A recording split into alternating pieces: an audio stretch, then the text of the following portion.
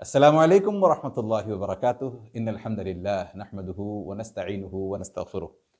ونعوذ بالله من شرور أنفسنا ومن سيئات أعمالنا من يهد الله فلا مضل له ومن يضلل فلا هادي له وأشهد أن لا إله إلا الله وحده لا شريك له وأشهد أن محمدا عبده ورسوله صلى الله عليه وسلم تسليما كثيرا أما بعد برادران و خواتین اسلام، آج کے اس درس میں پھر سے آپ کا پرتپاک خیر مقدم ہے۔ الحمدللہ آج کی اس نشست میں ہم بإذن اللہ ایک اور سبب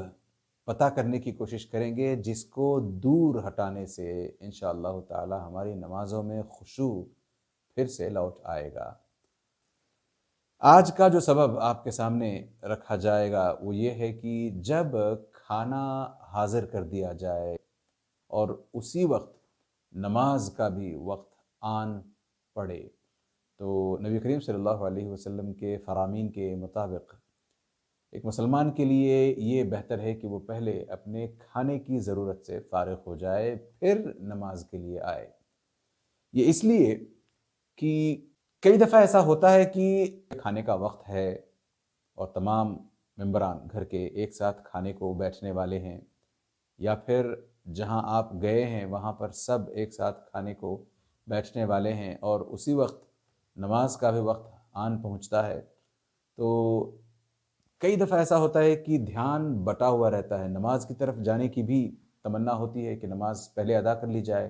جماعت کا وقت ہے، جماعت نکلی جا رہی ہے۔ وہیں یہ بھی ہوتا ہے کہ دوست احباب ہیں یا گھر والے ہیں، میاں یا بیوی اور بچے، ان کے ساتھ بیٹھ کر کے کھانا کھایا جائے۔ مواقع ایسے کم آتے ہیں تو کیوں اس موقع کو گنوایا جائے؟ نبی کریم صلی اللہ علیہ وسلم نے کہا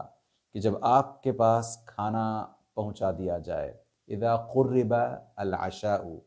وحضرت الصلاة فابدؤوا به قبل ان تصلوا صلاة المغرب ولا تعجلوا عن عشائكم۔ نبی کریم صلی اللہ علیہ وسلم نے یہ جو روایت، یہ جو حدیث ارشاد فرمائی ہے، یہ آپ کو بخاری میں اور مسلم دونوں میں مل جائے گی۔ بخاری کا نمبر 672 اور مسلم کا نمبر 557 557۔ اس بات کا حکم دوسرے معنوں میں کہیں نبی کریم صلی اللہ علیہ وسلم نے دیا ہے کہ جب آپ کے پاس کھانا پہنچا دیا جائے، کھانا حاضر ہو جائے اور وہیں نماز کا وقت آن پہنچے، اور یہاں نبی کریم صلی اللہ علیہ وسلم نے صلاۃ المغرب کی بات کی ہے کہ مغرب کا وقت آن پہنچے، اور اس سے پھر علماء نے دلیل لی ہے کہ صرف مغرب کی بات نہیں بلکہ دوسری اور نمازوں کا اور پھر کھانے کا وقت ساتھ آ جائے، تو ایسی صورت میں انسان کو کھانا پہلے کھا لینا چاہیے اور پھر نماز کی طرف آنا چاہیے۔ اذا قرب العشاء جو یہ کہا گیا، اس کا یہ مطلب نہیں ہے کہ صرف آپ کا ڈنر اگر سرو کر دیا جائے، ڈنر اگر آپ کے ٹیبل پر لگا دیا جائے تب کی بات ہو رہی ہے، نہیں۔ اس سے علماء نے یہ مراد لیا ہے کہ صرف ڈنر نہیں بلکہ کوئی بھی کھانا کسی بھی وقت، کھانے کا وقت ہو جائے، نماز کا وقت ہو جائے، تب آپ کو کھانے کو ترجیح دینی ہے۔ یہ نبی کریم صلی اللہ علیہ وسلم کا فرمان ہے۔ اس کو اگر آپ دیکھیں تھوڑا سا کیوں ایسا حکم دیا گیا ہے، تو جیسے میں نے کہا کہ آدھا آدھا دھیان رہتا ہے، نماز کو اگر چلا جائے بندہ ایسی صورت میں اور اس کی فیملی یہاں کھانا شروع کر دے، تو ایسا عین ممکن ہے کہ نماز سے زیادہ دھیان اس بندے کا ان لوگوں کی طرف ہو کہ میرے پہنچنے تک کہیں کھانے سے یہ لوگ فارغ ہو نہ جائیں۔ تو اسی حساب سے نبی کریم صلی اللہ علیہ وسلم نے یہ ارشاد فرمایا کہ پہلے کھانے کی طرف توجہ دو، کھانے سے فارغ ہو جاؤ، پھر نماز کی طرف چلے آنا۔ دیکھیں خشوع کتنا ضروری ہے نمازوں میں، اس بات سے صاف پتہ چلتا ہے کہ جہاں ایک طرف اللہ عز و جل کو اگر کوئی چیز، کسی بندے کی اگر کوئی چیز پسند ہے، ہم نے اس پر پہلے بھی بات کی ہے، اگر کسی بندے کی کوئی چیز اللہ عز و جل کو سب سے زیادہ پسند ہے تو الصلاۃ علی وقتہا، یہ نبی کریم صلی اللہ علیہ وسلم کا فرمان ہے کہ نماز کو اس کے اپنے وقت پر پڑھنا، یہ نبی کریم صلی اللہ علیہ وسلم کہتے ہیں کہ اللہ عز و جل کو سب سے پسندیدہ لگتا ہے بندے کا یہ عمل۔ تو ایک طرف کسی بندے کا سب سے پسندیدہ عمل اللہ کے لیے یہ ہے کہ وہ نماز وقت پر پڑھے،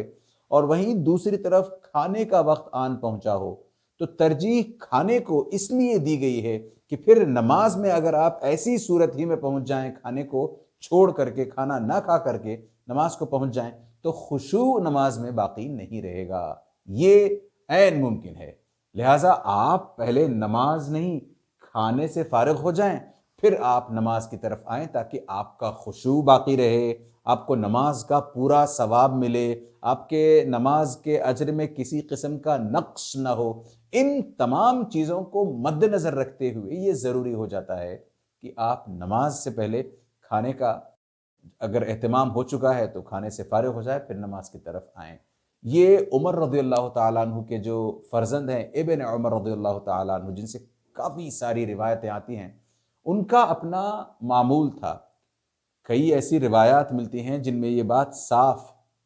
بتائی گئی ہے کہ عمر رضی اللہ تعالیٰ عنہ کے بیٹے یعنی عبداللہ ابن عمر رضی اللہ تعالیٰ عنہما کے سامنے کھانا رکھا جاتا، اور اسی وقت اگر نماز کا وقت ہوتا تو وہ کھانے کی طرف آگے بڑھتے، کھانا پہلے کھاتے، کھانے سے فارغ ہونے تک وہ نماز کے لیے نہیں جاتے، حتیٰ کہ کئی دفعہ ایسا بھی ہوتا کہ وہ جہاں بیٹھ کر کھا رہے ہیں وہاں امام کی قرأت کی آواز بھی سنتے، مگر پھر بھی جلدی نہ مچاتے، آرام سے کھانے سے فارغ ہوتے۔ نبی کریم صلی اللہ علیہ وسلم کے اس فرمان کو دیکھیں، وَلَا تَعْجَلُوا عَنْ عَشَائِكُمْ، اپنے کھانے کو لے کر جلدی مت مچاؤ۔ کتنا خیال رکھتا ہے اسلام ہم لوگوں کا، ہماری صحت کا۔ دیکھیں کہ بندہ اگر کھانے میں جلدی مچائے، جلدی جلدی کھانے سے فارغ ہو کر آنا چاہے، تو ایسا پھر عین ممکن ہے کہ بندہ چوک ہونے لگے، کھانا اس کے حلق میں پھنسنے لگے جلدی سے، یا پھر ڈھنگ سے ٹھیک سے کھا نہ پائے۔ لہٰذا کہا گیا کہ آپ پوری طریقے سے کھانے سے فارغ ہو جائیں، پھر آپ نماز کی طرف آئیں۔ اس سے انشاءاللہ تعالی خشوع برقرار رہے گا۔ اللہ عز و جل سے دعا کریں کہ اللہ عز و جل ہمیں اپنی نمازوں میں الگ الگ ذرائع سے جہاں خشوع حاصل کیا جا سکتا ہے، ان تمام ذرائع سے ہمیں ہماری اپنی نمازوں میں خشوع مہیا فرمائے، اور ہمارا یہ خشوع اللہ عز و جل تا دم حیات باقی رکھے۔ آمین یا رب العالمین۔ وصلی اللہ علی نبینا محمد وعلی آلہ وصحبہ اجمعین۔ السلام علیکم ورحمۃ اللہ وبرکاتہ۔ سبحانک اللہم وبحمدک، اشہد ان لا الہ الا انت، استغفرک واتوب الیک۔